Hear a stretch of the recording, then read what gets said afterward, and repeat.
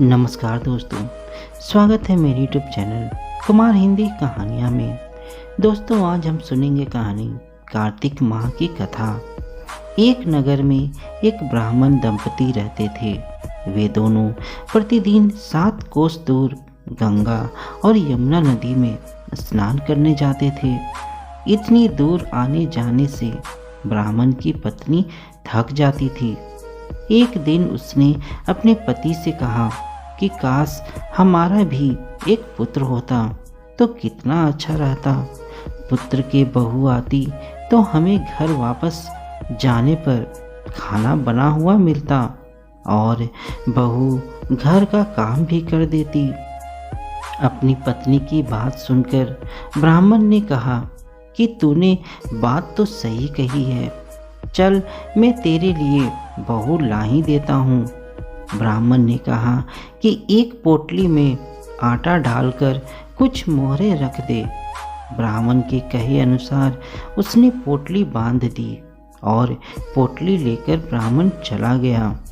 ब्राह्मण को सफ़र के दौरान यमुना के किनारे बहुत ही सुंदर लड़कियां दिखाई दी। वे रेत में घर बनाकर खेल रही थी। उनमें से एक लड़की ने कहा कि मैं अपना घर नहीं बिगाड़ूंगी, मुझे तो रहने के लिए ये घर ही चाहिए। लड़की की बात सुनकर ब्राह्मण मन ही मन सोचने लगा कि बहू बनाने के लिए यही लड़की उचित है। जब वह लड़की अपने घर जाने लगी तो ब्राह्मण भी उसके पीछे पीछे उसके घर तक चला गया। वहाँ जाकर ब्राह्मण ने उस लड़की से कहा, बेटी, कार्तिक मास चल रहा है, इसलिए मैं किसी के घर खाना नहीं खाता। मैं अपने साथ आटा लेकर आया हूँ। तुम अपनी माता से पूछो कि क्या वह मेरे लिए आटा छानकर 4 रोटी बना देगी। यदि वह मेरा आटा छानकर रोटी बनाएगी तो मैं रोटी खा लूँगा। लड़की ने जाकर अपनी माँ को ये सारी बात बताई।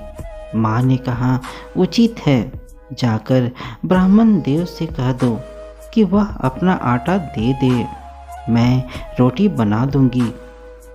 जब वह आटा छानने लगी तो आटे में से मोहरें निकली। वह सोचने लगी कि जिसके आटे में इतनी मोहरें हैं उसके घर में कितनी मोहरें होंगी। जब ब्राह्मण खाना खाने बैठे तो लड़की की माँ ने उस ब्राह्मण से पूछा, क्या आपका कोई लड़का है और क्या आप उस लड़की की सगाई करने जा रहे हो। यह सुनकर ब्राह्मण ने कहा कि मेरा लड़का तो काशी में पढ़ने गया हुआ है, लेकिन यदि तुम कहो तो खांड कटोरे से विवाह करके तेरी बेटी को अपने साथ ले जाऊं। लड़की की माँ ने कहा, ठीक है ब्राह्मण देव। इस पर लड़की की माँ ने लड़की की खांड कटोरे से शादी करके ब्राह्मण के साथ भेज दिया। ब्राह्मण ने घर आकर कहा, रामू की माँ, दरवाज़ा खोलकर देख, मैं तेरे लिए बहू लेकर आया हूँ। ब्राह्मण की पत्नी भीतर से ही बोली, हमारे तो कोई बेटा बेटी नहीं है, तो बहू कहाँ से आए। दुनिया तो ताने मारती ही थी, अब आप भी मारने लगे। ब्राह्मण ने कहा, तू दरवाज़ा खोलकर तो देख। जब ब्राह्मणी ने दरवाज़ा खोला तो सामने बहू को खड़ी देखा। उसने बहू का स्वागत किया और आदर सत्कार से अंदर ले गई। जब ब्राह्मण अपनी पत्नी के साथ नदी स्नान करने जाता तो पीछे से बहू घर का सारा काम करके और खाना बनाकर रखती थी। वह उनके कपड़े धोती और रात को हाथ पैर भी दबाती थी। इस तरह बहुत दिन बीत गए। ब्राह्मणी ने अपनी बहू से कहा कि बहू, कभी भी चूल्हे की आग मत बुझने देना और मटकी का पानी भी खत्म मत होने देना। परंतु एक दिन चूल्हे की आग बुझ गई।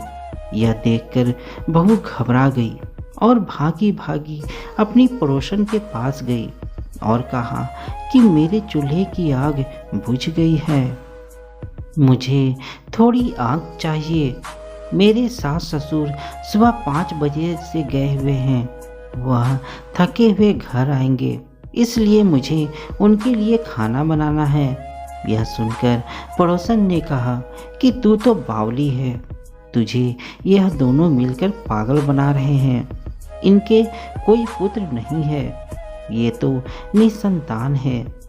बहू ने कहा, नहीं ऐसा मत बोलो, इनका बेटा तो बनारस काशी में पढ़ने गया हुआ है। इस पर पड़ोसन ने कहा कि यह तुझे झूठ बोलकर लाए हैं, मेरी बात सच मान, इनके कोई बेटा नहीं है। अब बहू पड़ोसन की बातों में आ गई और कहने लगी कि अब आप ही बताओ मैं क्या करूं। पड़ोसन ने कहा कि करना क्या है, जब तुम्हारे सास ससुर आए तो जली हुई रोटियां बनाकर देना और बिना नमक की दाल बनाकर देना, खीर की करछी दाल में और दाल की करछी खीर में डाल देना। पड़ोसन ने उसे अच्छे से सिखा पढ़ा दिया। फिर जब उसके सास ससुर घर आए तो उसने न तो उनका आदर सत्कार किया, ना ही उनके कपड़े धोए। जब उसने सास ससुर को खाना दिया तो सास बोली, बहू आज यह रोटियां जली हुई क्यों है और दाल भी अलूनी है। तब बहू ने पलटकर कहा कि एक दिन ऐसा खाना खा लोगे तो कुछ बिगड़ नहीं जाएगा तुम्हारा। सास ससुर को खरी खोटी सुनाकर वह फिर से पड़ोसन के पास गई और बोली, अब आगे क्या करना है। पड़ोसन ने कहा कि अब तुम सातों कोठों की चाबी मांग लेना। अगले दिन जब वह स्नान करने के लिए जाने लगी तो बहू अड़ गई कि मुझे तो सातों कोठों की चाबी चाहिए। तब ससुर ने कहा कि इसे चाबी दे दो। तब सास ने बहू को चाबी दे दी। सास ससुर के जाने के बाद जब बहू ने दरवाजे खोले तो देखा कि किसी में अन्न भरा है, किसी में धन भरा है और किसी कोठे में बर्तन पड़े हैं। जब उसने सबसे ऊपर का 7वां कोठा खोला तो देखा कि शिवजी, पार्वती माता, गणेश जी, लक्ष्मी माता जी, पीपल पथवारी, कार्तिक के ठाकुर, राई दामोदर, तुलसी जी का बिड़वा, गंगा यमुना और 33 कोटि देवी देवता विराजमान हैं। वहीं पर एक और एक लड़का चंदन की चौकी पर बैठा माला जप रहा है। यह सब देखकर उसने लड़के से पूछा कि तुम कौन हो। तब लड़का बोला कि मैं तेरा पति हूँ और अभी दरवाज़ा बंद कर दे, जब मेरे माता पिता आएंगे तब दरवाज़ा खोलना। यह सब देखकर बहू बहुत खुश हुई और 16 श्रृंगार कर, सुंदर वस्त्र पहनकर अपने सास ससुर का इंतजार करने लगी। उसने अपनी सास ससुर के लिए अच्छे अच्छे पकवान बनाए। जब उसके सास ससुर घर पर आए तो उसने उनका आदर सत्कार किया और प्रेम पूर्वक खाना खिलाया और हाथ पैर दबाने लगी। पैर दबाते दबाते बहू ने कहा कि माँ, आप इतनी दूर गंगा यमुना स्नान करने के लिए जाती हो तो आप थक जाती हो, इसलिए आप घर पर ही स्नान क्यों नहीं करती हो। यह सुनकर सास कहने लगी कि बेटी, गंगा यमुना घर पर तो नहीं बहती है। तब उसने कहा, हाँ माँ जी, बहती है, चलो मैं आपको दिखाती हूँ।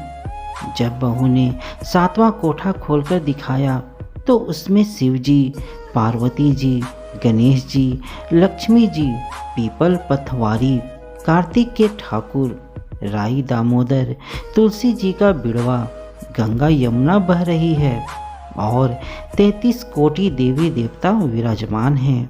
वहीं चौकी पर बैठा एक लड़का माला जप रहा है। माँ ने उसे देखकर कहा कि बेटा, तू कौन है। लड़का बोला, माँ, मैं तेरा बेटा हूँ। तब ब्राह्मणी ने पूछा कि तू कहाँ से आया है। लड़के ने जवाब दिया कि मुझे कार्तिकेय ने भेजा है। माँ ने कहा, बेटा यह संसार कैसे मानेगा कि तू मेरा बेटा है। माँ ने कुछ विद्वान पंडितों से मदद मांगी। पंडितों ने कहा, इस पार बहू बेटा खड़े हो जाए और उस पार माँ खड़ी हो जाए। माँ ने चमड़े की अंगियाँ पहनी हो और छाती में से दूध की धार निकलकर बेटे की दाढ़ी मूंछ भीगे और पवन पानी से गठजोड़ा बंधे, तब मानेंगे कि यह इस माँ का ही बेटा है। उसने ऐसा ही किया तो चमड़े की अंगियाँ फट गई और छाती में से दूध की धार निकलकर बेटे की दाढ़ी मूंछ भीग गई। पवन पानी से बहू बेटे का गठजोड़ बंध गया। यह सब देखकर ब्राह्मण और उसकी पत्नी की खुशी का ठिकाना ना रहा। हे कार्तिक के ठाकुर, जैसे ब्राह्मण और ब्राह्मणी को बहू बेटा दिया वैसे ही सबको देना। तो दोस्तों, यह कहानी आपको कैसी लगी मुझे कमेंट में ज़रूर बताइएगा। साथ ही मेरे चैनल में नए हैं तो चैनल को सब्सक्राइब ज़रूर कीजिएगा। धन्यवाद दोस्तों।